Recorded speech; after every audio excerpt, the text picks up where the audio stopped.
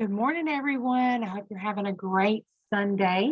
We are going to continue our narrative in the book of Genesis.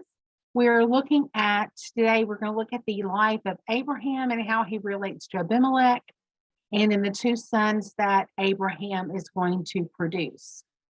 So last week we saw that Abraham is continuing his journey.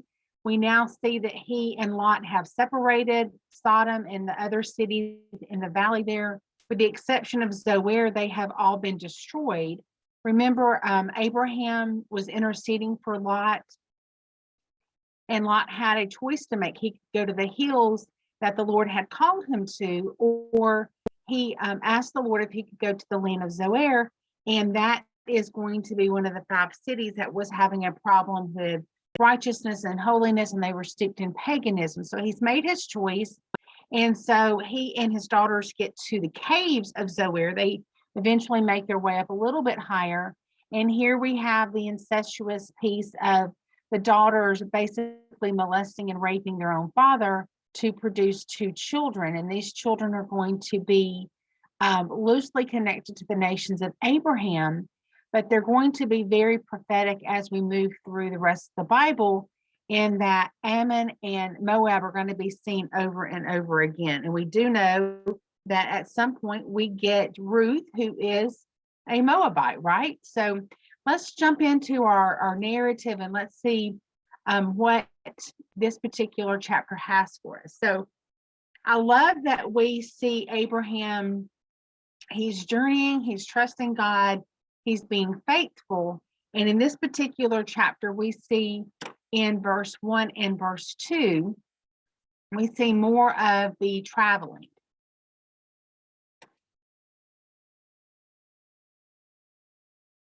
In verse 1 and 2 say, from there, Abraham journeyed towards the territory of the Negev and lived there between Kadesh and Shur, and he journeyed into the land of Gerar.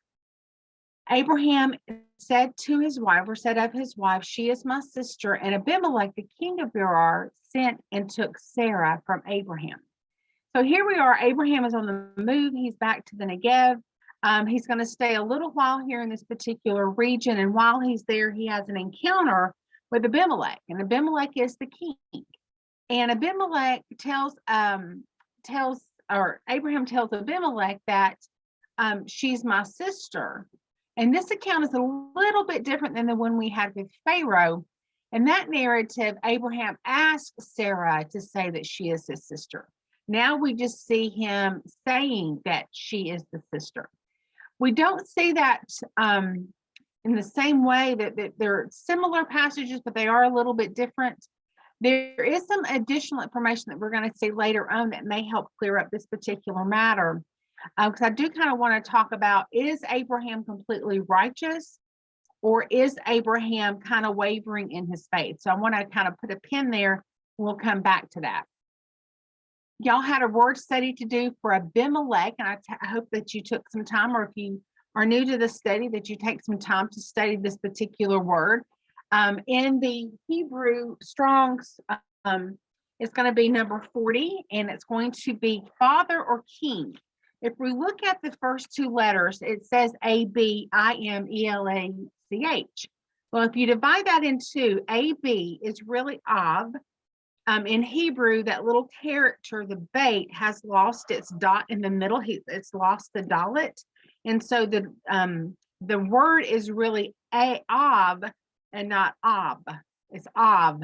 And if we look at the name of Abraham, we see Abraham, his name also starts with an AV because it's Avraham. And so they share that root of father. Then if you look at the last part, Melech, we have talked about this particular word a couple of times before, because the king Melchizedek, that means king. So here we see another king-like person come in, and this one is not going to be righteous. This one's going to be a little bit different, because we're going to see later on that he has taken Sarah, but then God is going to have a conversation with him, and we're going to see that he is quite not the righteous king. He's in an unrighteous land. He's very close to the land of Philistines. And so we see that he is not a good king. He has some good tendencies, and he does act righteously and faithfully with Abraham, but he is a pagan king. So kind of keep that in your bonnet as well. So let's pop into the next set of verses, and we're in chapter 20 if you're reading along.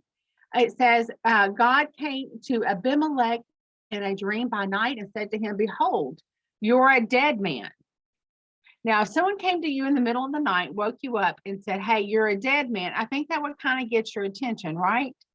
So he's a dead man because he's taken someone into his household, his personal household, but that person belongs to somebody else. So he's taken Sarah for a wife, and we see that God is calling him out on it.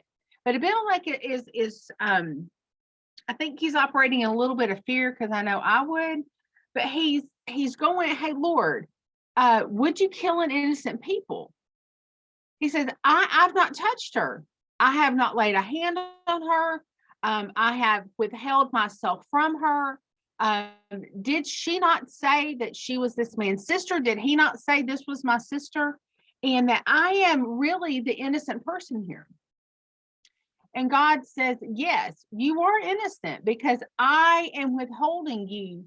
I am restraining you from having relations with her, from even touching or looking at her in a inappropriate manner.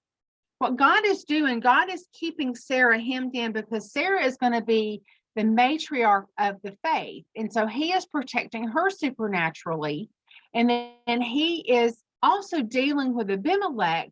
And Abimelech, while he is pagan, God is talking to him and restraining this pagan man.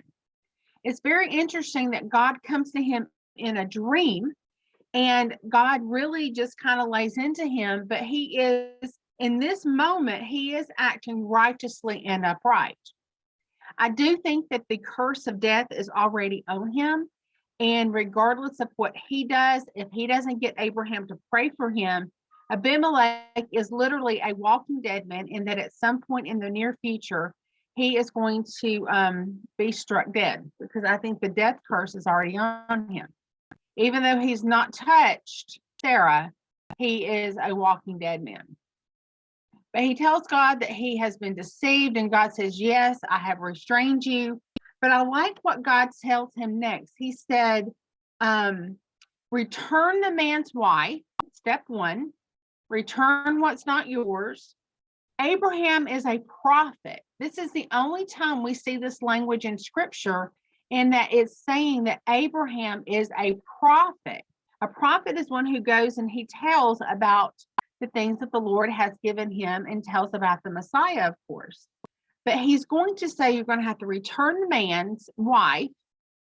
He's a prophet, but he's going to pray for you so you can live.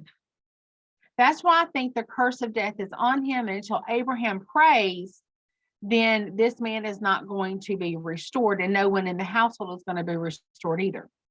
If you don't return her, you're surely going to die, you and all your people. And all of the women at this point, we'll see this in scripture in the next passages, their wombs have all been closed up. Abimelech rises in the morning, and he goes to all his servants. And this has got to be one heck of a staff meeting, right? God is giving him some instruction. Abimelech is going to share it with his staff, and says, you will not believe what happened to me last night. You just are not going to believe it. This God came to me, and I believe he is a God, because he gave me all this information. And the scripture says the men became very afraid. That's key. Okay, we know Abimelech's a little afraid, and now we have his people afraid. So let's figure out, why is he afraid? I think they have, through their master, they have encountered a holy God. And a holy God requires you to be reverent of him. And we're going to see something very interesting in this next passage. So Abimelech gets up and he calls Abraham and he asks Abraham to come see him. He says, "What have you done to us? What have you done to us? Not why have you done to this, but what have you done to us? How have I sinned against you that you're bringing this junk into my household, into me? What have I done that's caused you to act in this way? You brought a great sin into my kingdom, and you've done all of this, but it shouldn't have been done. It shouldn't have gone this way." And Abimelech continues and he said, "What did you see that you did this thing?" Very interesting words there. What did you see that caused you to act in this manner? And Abraham says, "I did it because I thought there is no fear of God in this land, in this whole entire place. And that if I walked in with my wife and you saw that, you were going to kill me because you don't fear God. Besides, she indeed is my sister. She is the daughter of my father though she's not the daughter of my mother, she became my wife. They have the same dad, they have different moms. And when God caused me to wander from my father's house, I said to her, this is a kindness, this is a chesed that you must do to me at every place that we travel. Every place that we go, you're going to say, he is my brother." It's not necessarily or technically a lie, right? He's withholding that they're married, but he's not withholding the truth that they are actually related. So Abimelech is really getting some information. And he's trying, I can't imagine in his mind that he's trying to process all of this information. But the posing question is, did Abraham act unrighteously? He kind of sort of deceives Abimelech. He didn't give Abimelech all of the information. But I think the phrase this sentence here, because there is no fear of God, that's why he's acting this way. And the real question is, why did he act this way? Did God give him some instruction in chapter 12 when he calls him out of Terah's household into a land that I'm going to show you? Did God prompt Abraham in the spirit to say, everywhere we go, Sarah, as a loving kindness to me, you're going to say that you're my sister, or he's my brother? I'm not sure. I'm kind of on the fence about this because I can see Abraham acting in the physical because he's coming into this land, and the Pharaoh and Abimelech are unrighteous, unholy people. They're very pagan. Wouldn't take much to kill him. There is no fear of God in this land. But it's interesting is that Pharaoh wants to know why, but he never asked, what did you see? And in this particular narrative, we see Abimelech asking, what have you done? What did you see when you came into the land? So I'm kind of more leaning towards that Abraham was righteous and that God somehow revealed this to him about letting Sarah kind of participate with this ruse of I'm only your sister, but I'm not your wife business, because the scriptures are all about preserving life. And God is going to have to preserve Abraham and Isaac and Sarah and all of these people, because this is where the covenant is coming from. It's just my thoughts, so y'all can kind of take yourselves back to the scriptures, and God can show you what he wants to show you in the scriptures. But that's kind of where I'm landing. So let's look at the next verses. We see Abimelech and Abraham. They're going to come into an agreement together here. Abimelech takes some oxen and some sheep and some servants, and he gives them all to Abraham. And he returns Sarah, his wife. He's going to make restitution. Even though he has not done anything against Sarah, he is going to make restitution for her. Abimelech said, behold, my land is before you. Dwell wherever you please. The whole of the land is at your call. So he says to Sarah, behold, I've given your brother, so he recognizes the truth there. I've given your brother 1,000 pieces of silver. It is a sign of your innocence in the eyes of all who are with you, and who is before you, you are vindicated. He's saying, I had an opportunity to touch her. I did not. He doesn't really say God restrained him, which is okay. But he's saying to them, I did not use her. He's saying that I didn't use her and then give her back, right? That she is completely innocent. She's vindicated. She is always righteous. Okay. So I really love how this narrative is coming together, because we're seeing a pagan God acting a little bit righteous, which is quite unusual, right? So Abraham now comes to the point that he's going to pray for Abimelech. He prays for him and God heals him. He heals his wife as well as all of the female slaves that were born to them.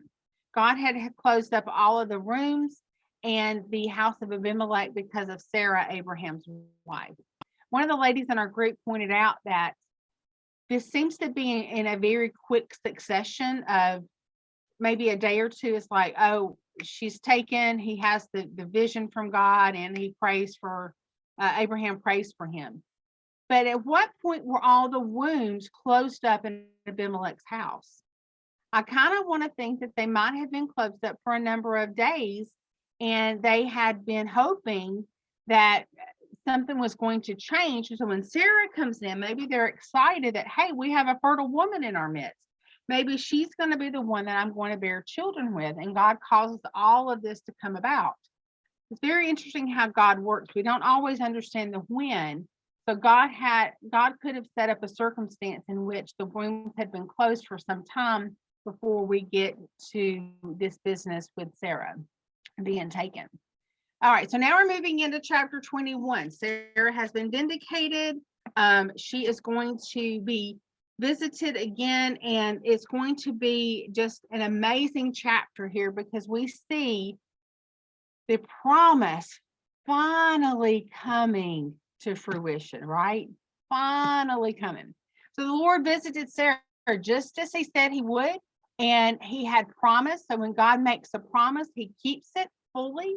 We don't understand the timing of that promise being kept, but here we are. Abraham and Sarah are going to have the promised son of Isaac arrive.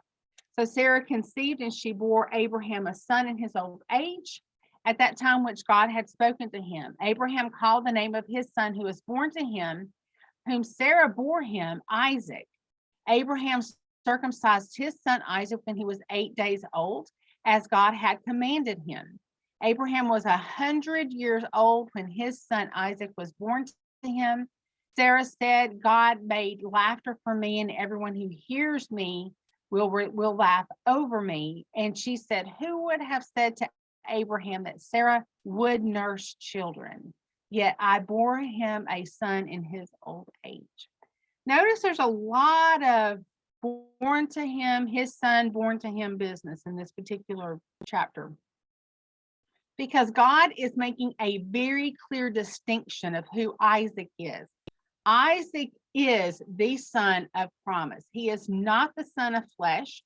He is not the spiritual second son of Abraham and Sarah. He is the firstborn son of Abraham and Sarah in the spiritual sense. Through Isaac, everything is going to come to being. Notice that he keeps saying this word son over and over again, over and over again. In this particular passage, we don't see Ishmael being associated with Abraham's son as much as we do Isaac. He's trying to bring home the point. Isaac is the promise. Through Isaac is going to be the fulfillment of the promise of the covenant, the land, the people. Everything comes through the son of flesh. I mean, the son of spirit, not the son of flesh. So y'all had to do a word study on 8th day, because we see that Abraham is going to circumcise his son on the 8th day. So I want y'all to kind of be thinking about, what does 8th day mean? What does the 8th day mean? Because in scripture, we see lots of repeating numbers, and 8 is one of the numbers we see frequently. 8 can mean the number of new beginning. It could mean a new beginning in the spirit. It could be a new beginning in the flesh. It could be just a start of something new. We see this number frequently. So when we're looking at it, particularly in relation to circumcision, this is the sign of the covenant that they're in, that you're going to circumcise your child, your male child, on the 8th day. The baby at this point has no say so, right? He's going to be part of this covenant, whether he wants to or not. He is born into it, so to speak. Ishmael, at the age of 13, could have said no. He didn't. We're not really sure what the motivation was there. Just maybe he was just simply obeying his father. But we're going to see that the 8th day can possibly mean something different. It is the newness of something new, okay, a start of something. But let's go back to the garden. In the garden, we have this narrative that creation happened in 6 days, and on the 7th day, God rested. So when we get to the next day after the 7th day, we see Adam and Eve really taking their first steps into the garden. They're created on the 6th day. No work is done on that 7th day, but when the next day comes after the Sabbath, we see that they are starting their life new there in the garden. We have 8 people that get off of the ark. They're walking into something new. Their number of 8 is important because it is a new start and a new beginning. So I want you to kind of start thinking about 8. So when you see 8 in scripture, you kind of want to maybe take a note. But when we're looking at 8 in terms of, is it referring to the day of resurrection for Messiah? I don't really see that in scripture. We see on day 3 of creation, the life-giving vegetation and the seeds and the plants and the trees with seeds coming up out of the garden on the 3rd day, and that's a picture of resurrection. We see that Jesus is the first fruits of the resurrection. He is the first one to be resurrected. We are going to also have a resurrection at the end time. So I don't necessarily see this as marking the day of resurrection for Jesus. We see that more in the first fruits and the 3rd day of creation, because it is a picture of resurrection. When we're looking at the scripture as it's pertaining to when Jesus rose, I don't know if we can definitively say or not that he rose particularly on Easter Sunday, because in scripture, we don't really have that language. We have other language about what is the Sabbath day. It's the 7th day Sabbath observance. It's not necessarily Jesus resurrecting on Sunday, being crucified on Friday. Because I think we have to go and look at the Hebrew calendar as it is relating to Passover, unleavened bread, and first fruits, because those are 3 things that run together. We have the Passover supper. We have the Passover lamb. Jesus was crucified at Passover. Then we have the unleavened bread, and that's a whole week. And then on the 3rd day of that 7th day observance of unleavened bread, we see the first fruits. And so we know that Jesus rose on the 3rd day, which is a picture of resurrection. So I just ask you to take some time and kind of research for yourself about the 8th day and the Sabbath and resurrection a little bit deeper. I also want to kind of move into what Sarah's talking about when it says that she would nurse children. Now, we know in the physical, she didn't have any other children, but we do see that she is going to be the matriarch of the faith. And so she's going to be also blessed with spiritual children.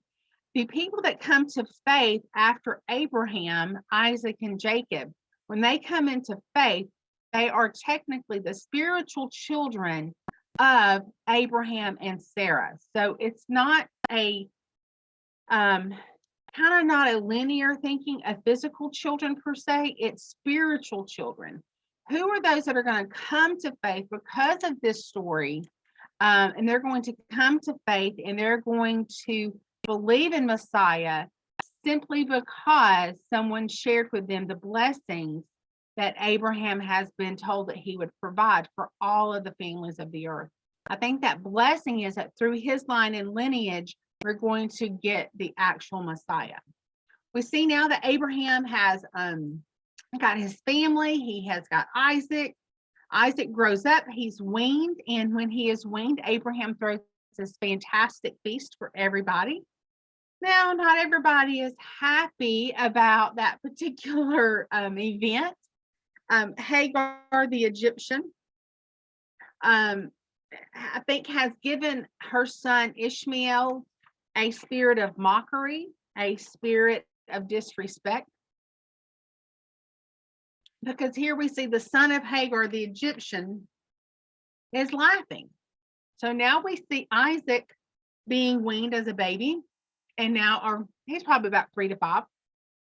And now we see Ishmael mocking and laughing, because the Hebrew word there for laughing is not the same as Isaac's name, meaning rejoice or rejoicing in laughter. It's a mocking. So Sarah comes to Abraham and says, look, they got to go. You got to get them out. The slave woman is not going to have any inheritance or any business with my son. You have got to get her out. Now, the verb there, the word there, when this thing was very displeasing to Abraham, that means it appeared to him as being evil. Because the word there is the root ra, and that means evil. So he's extremely distressed. He thinks this is an evil thing. I'm sure he loves Ishmael very, very much, but Ishmael is not going to play any part in the inheritance of what God has for Abraham. It's only for Isaac's generation, Isaac's offspring. And so he casts them out. He gets them some bread, he puts some water over their shoulder, gives her the child, and sends them away. And they depart and they go into the wilderness of Beersheba. I think it's interesting that we see Abraham it seems like Abraham is giving, like you would give a baby to someone, giving this grown Ishmael man to his mom to carry into the desert. Not really sure if he is sick at this point, if he has some kind of problem physically. But we see that when they move into the next set of verses, the water's going to run out. Ishmael appears that he is going to die because she puts him a good distance off in kind of under a tree, and she goes far away, about a bow shot away, and she's going to basically sit there and watch her son die. And it appears that there's something wrong with him because, she is crying very loudly. She's extremely distressed. But if we look in verse 17, who does the Lord hear in the wilderness? He doesn't hear Hagar. Hagar has made her decision to be wicked and not submit to her her mistress, Sarah. We see this pattern before when we are introduced to them when Sarah gives Hagar to excuse me. It's a live video, so I apologize for sneezing. So when we see Hagar being given to Abraham, Sarah thinks that this is how it's going to work out. And so when Hagar starts to, when she conceives, she becomes very boastful, very contemptful. So we see that she has the spirit in her. But in the wilderness, it's the boy that God hears, not Hagar. So God sends an angel to speak to Hagar. And notice that Hagar does not talk back. This is a one-way conversation. God tells Hagar through the angel that he is going to make him a nation. He is going to be a great nation, and he's going to be provided for. And when she lifts her eyes up, she sees that there is a little bit of water over here by the well, and so she's able to refresh herself and refresh the boy. She lifts up the boy, they hold on to each other, and they're going to go off into the wilderness. And at some point, his mom takes for him a wife from the land of Egypt. It's interesting that she takes his hand. The boy leads her out of the wilderness, and it appears that he is going to be a protection for her. It appears that Abraham only provided physical provision for her with the bread and the water, but no spiritual covering. I think in her heart, Hagar has walked away from believing in the one true God, and she has chosen a path, and she's going to take Ishmael on that path. Ishmael has an opportunity to follow God, but we see that he does not. It says that he became an expert with the bow. So let's go back and think about, where have we seen people with bows, right? We see people with bows in Nimrod, and now we see another person with a bow here. And we're going to see, we see that he has a bow, and we have a record that we're going to have 3 people in our scriptures that are handy with bows. One is going to be Nimrod, of course, and we have the narrative here that says Ishmael is going to be handy with a bow. There's a third person. Let's see if y'all can find that in scripture. I'm not going to share it with you. Just to let you know, it is not Jonathan. Okay. When we're looking at people that have the bow and arrow expertise, they're hunters of men. They're hunters of men in a physical sense, maybe, because I do think Nimrod was involved in cannibalism as part of his pagan ritual. But when we see people with bows, they're typically hunters of men in the spiritual. They're trying to convert men to paganism and not follow the one true God. So kind of keep that in the back of your hat. So at the end of this particular chapter, we see Abimelech and Noah. No, I'm sorry, Abimelech and Noah. Abimelech and Abraham come into a covenant together. There's this little disagreement about who dug this particular well. And so Abraham says, I'm going to give you some sheep because this is a sign that I dug this well. It is belonging to me and my people, and not necessarily to the servants who were causing all the trouble. They make this wonderful covenant together there at Beersheba. Beersheba in scripture is the well of 7, or the 7th well, the oath of wells, any of those little word combinations. But Beersheba is going to be an interesting landmark, so kind of keep Beersheba in your mind. And the Abimelech and his commander, they rose up and they returned back to the land of the Philistines. And Abraham is going to sojourn and dwell here in the Gerar, or the land of the Philistines, for quite a while.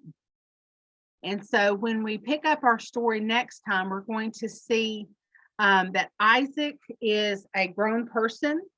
There's going to be a binding there. There's going to be more fulfillment of the covenant. We see lots of other interesting things going on. So I look forward to talking to y'all in the next segment, where we cover the binding of Isaac, and we see the death of Sarai, and we're going to see how God is still working in these people's lives.